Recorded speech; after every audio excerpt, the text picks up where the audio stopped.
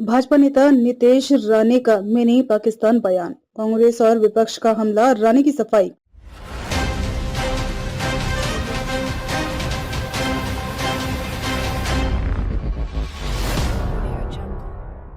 भारतीय राजनीति में कभी कभी नेताओं के विवादास्पद बयान पूरे देश में हलचल मचा देते हैं। हाल ही में भाजपा नेता नीतीश राणे द्वारा केरल को मिनी पाकिस्तान कहे जाने के बयान ने भारतीय राजनीति में उथल पुथल मचा दी। इस बयान के बाद कांग्रेस और अन्य विपक्षी दलों ने राणे पर तीखा हमला किया और इसे देश की एकता और अखंडता के खिलाफ बताया। वहीं भाजपा नेता ने बाद में सफाई दी और कहा कि उनका बयान गलत तरीके से प्रस्तुत किया गया था और वे केरल को भारत का ही अभिन्न अंग मानते हैं। यह पूरा मामला चर्चा का विषय बन गया है और इससे राजनीतिक संवाद में विभाजन को और गहरा किया। आइए जानते हैं नीतीश राणे का यह बयान क्या था, विपक्ष ने कैसे प्रतिक्रिया दी और राणे ने बाद में क्या सफाई दी। नीतीश राणे का बयान, केरल मिनी पाकिस्तान है। भाजपा नेता नीतीश राणे ने कुछ दिन पहले एक सार्वजनिक कार्यक्रम के दौरान केरल को मिनी पाकिस्तान कहकर विवाद को जन्म दिया। राणे का यह बयान तब आया जब उन्होंने केरल में बढ़ते इस्लामी कट्टरवाद और अन्य राज्य में हाल के दिनों में हुई कुछ घटनाओं पर चर्चा की। राणे ने कहा कि केरल अब मिनी पाकिस्तान बन चुका है,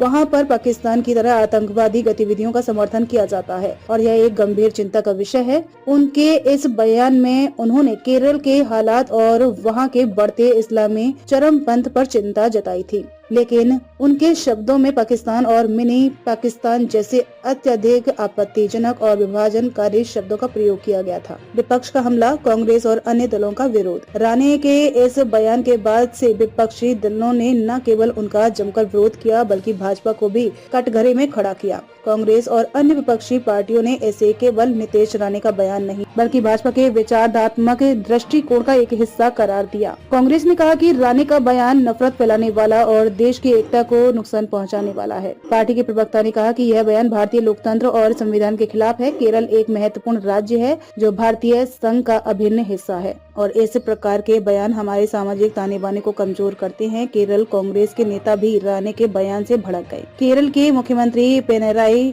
विजयन ने भी इस बयान की कड़ी निंदा की। उन्होंने कहा कि यह बयान राज्य की शांति और सद्भाव को नुकसान पहुंचाने वाला है और यह केरल सांप्रदायिक सौहार्द को बिगाड़ने का काम करता है। दक्षिण भारतीय राजनीति के बड़े नेता और तमिलनाडु के मुख्यमंत्री M.K. स्टालिन ने भी इस बयान पर तीखी प्रतिक्रिया दी। उन्होंने कहा कि इस तरह के बयान भारत के बहुसांस्कृतिक समाज को तोड़ने का काम करते हैं। स्टालिन ने कहा कि भारत में हम सभी धर्मों और संस्कृतियों का सम्मान करते हैं और इस तरह के बयानों से केवल नफरत और विभाजन फैलता है। भाजपा के अंदरूनी विवाद, राणे की सफाई। नीतीश राणे के बयान के बाद भाजपा के भीतर भी स्थिति तनावपूर्ण हो गई है। हालांकि भाजपा ने औपचारिक रूप से राणे के बयान से अलग नहीं किया, लेकिन पार्टी नेताओं ने यह जरूर कहा कि राणे के शब्दों को गलत तरीके से लिया गया है। नीतीश राणे ने मीडिया से बात करते हुए सफाई दी और कहा कि उनका इरादा केरल या वहाँ के लोगों का अपमान करने का नहीं था। उन्होंने कहा कि मेरे शब्दों को गलत तरीके से पेश किया गया है। मैं यह बिल्कुल नहीं कह रहा था कि केरल पाकिस्तान है। मेरा इरादा केवल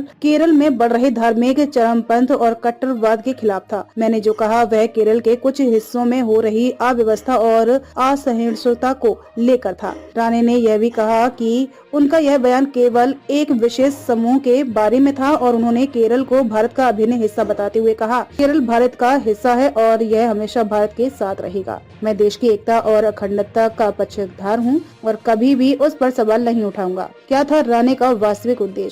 नीतीश राणे के बयान को लेकर राजनीतिक विश्लेषक यह मानते हैं कि उनका उद्देश्य केरल में बढ़ते इस्लामी कट्टरवाद और आतंकवादी गतिविधियों पर प्रकाश डालना था, लेकिन उनका तरीका और शब्दों का चयन विवादित था। भारतीय राजनीति में अक्सर ऐसे बयानों का इस्तेमाल वोट बैंक राजनीति के लिए किया जाता है। राणे के इस बयान को लेकर कुछ विशेषज्ञ यह भी मानते हैं कि यह बयान एक सोची समझी रणनीति का हिस्सा हो सकता है, जिसका उद्देश्य भाजपा को दक्षिण भारत में मजबूत करना है। भाजपा को विशेष रूप से केरल और तमिलनाडु में चुनौती का सामना करना पड़ रहा है और इस तरह के बयान राजनीतिक अलग पर पार्टी को एक विशेष धार्मिक समुदाय के प्रति अपनी सक्रियता दिखाने के लिए हो सकते हैं। केरल की स्थिति और सांस्कृतिक विविधता। केरल हमेशा से ही भारत के सबसे शिक्षित और सांस्कृतिक दृष्टिकोण से समृद्ध राज्यों में एक रहा है। यहाँ की राजनीति भी अक्सर धर्मनिरपेक्षता और विविधता पर आधारित है। केरल में हिंदू, मुस्लिम और ईसाई समुदायों के बीच परस्पर सम्मान और सह अस्तित्व का एक लंबा इतिहास रहा है। इसके बावजूद राज्य में कुछ राजनीतिक घटनाओं और धार्मिक कट्टरपंथी आंदोलनों के उभार को लेकर चिंता भी बनी हुई है। हालांकि केरल को मिनी पाकिस्तान कहने वाला बयान पूरी तरह से निराधार और विवादास्पद था, क्योंकि यह राज्य की सामाजिक और धार्मिक संरचना का अपमान करता है। केरल का समुदाय विभिन्न धर्मों, संस्कृतियों और भाषाओं से मिलकर बना हुआ है